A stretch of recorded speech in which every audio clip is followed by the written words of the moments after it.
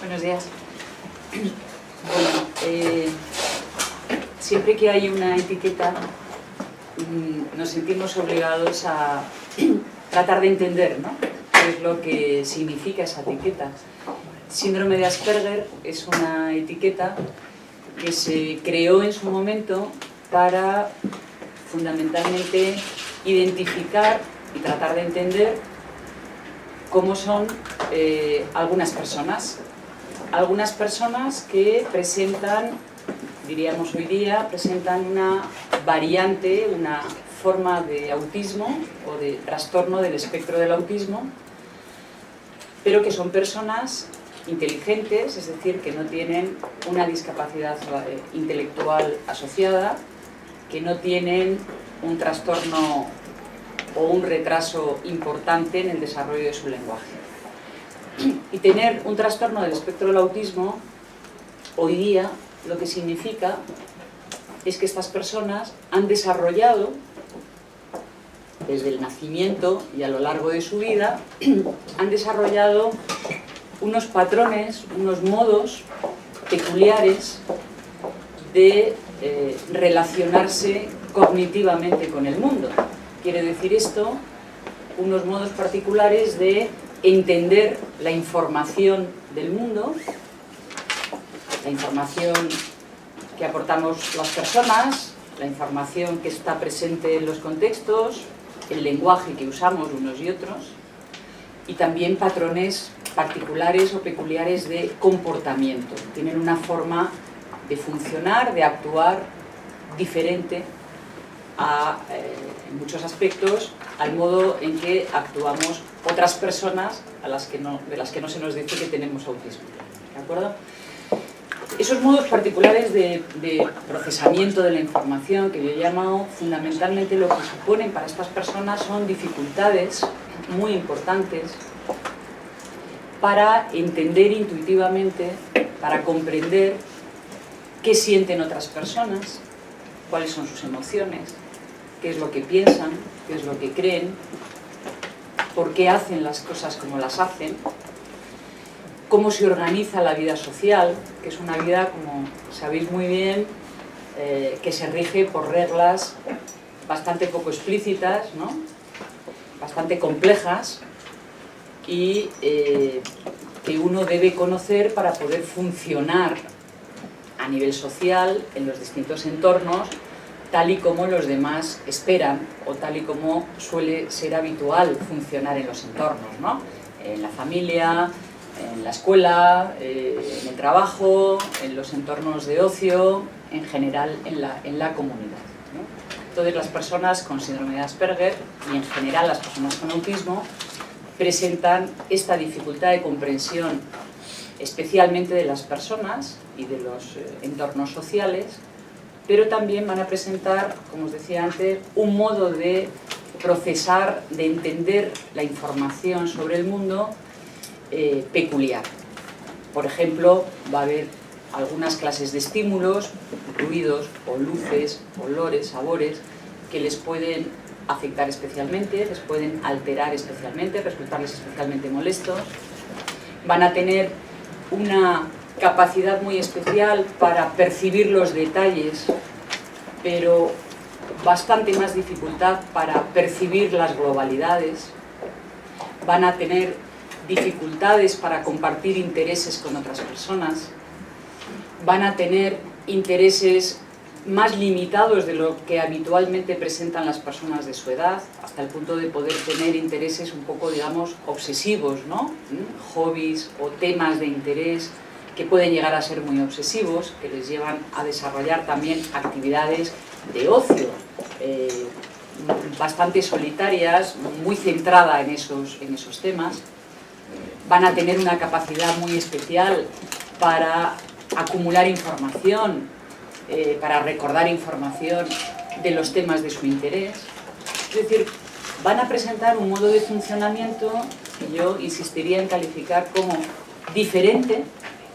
pero no necesariamente deficiente. ¿De acuerdo? Sí, deficiente, especialmente en el ámbito socioemocional, lo que dificulta bastante, ¿no?, su vida habitual, en los distintos entornos, pero no necesariamente deficiente en otros ámbitos del funcionamiento de la actividad mental. Se me pide que comente un poco, ¿no?, la evolución del concepto. Yo creo que, más que entrar en muchos detalles, la idea que quizá convendría, o un par de ideas que a mí me gustaría destacar en un día como hoy, ¿no?, en una situación como esta, es la idea de que si algo ha cambiado de manera significativa en relación con el concepto del síndrome de Asperger, que es un término que se empieza a utilizar por primera vez a principios de los años 80, aunque había ya descripciones de estas personas desde los años 40, concretamente desde el año 1944, por parte de un neuropediatra austriaco, Hans Asperger, que es del que se ha tomado, ¿no?, precisamente el nombre. Pero este término realmente, cuando se empieza a popularizar, es a partir de los años 80, y de manera creciente desde entonces, ¿de acuerdo? Lo fundamental, yo creo, a destacar ahí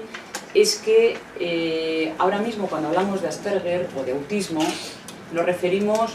a unas condiciones, hablamos de un espectro del autismo para dar cuenta de que esas dificultades pueden tomar formas muy diferentes,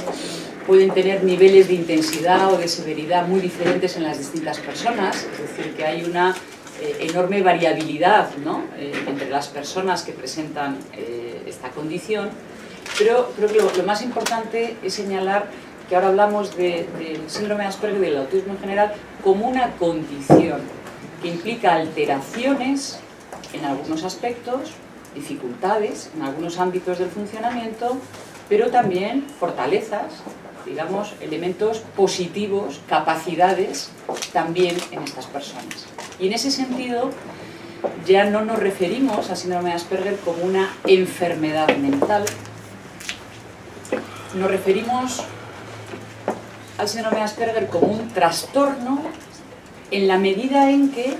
le provoca a las personas dificultades para funcionar de una manera adaptativa, para encajar, diríamos, para cumplir las expectativas sociales, en última instancia, que se nos plantean a lo largo de nuestra vida en los distintos contextos, ¿no? Por eso hablamos de una alteración, o por eso hablamos de un trastorno mental,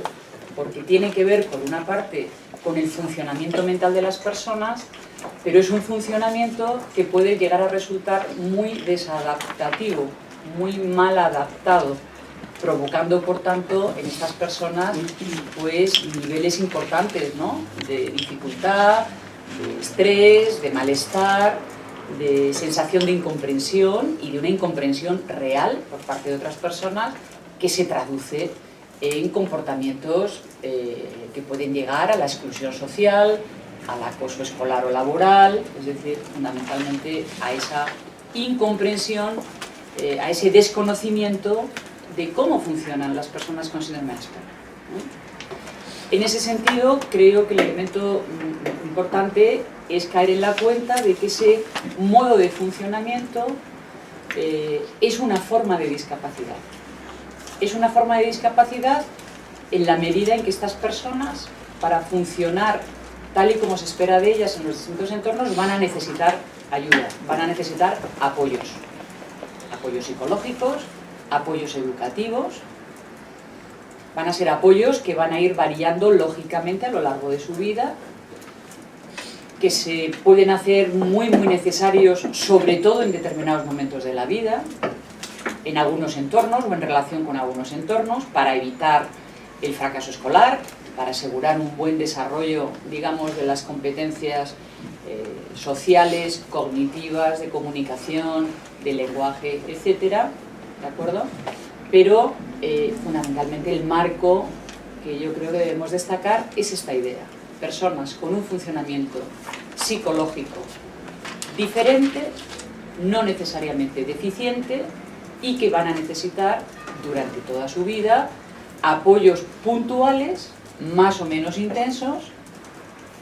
para poder realmente funcionar en igualdad de oportunidades con el resto de las personas.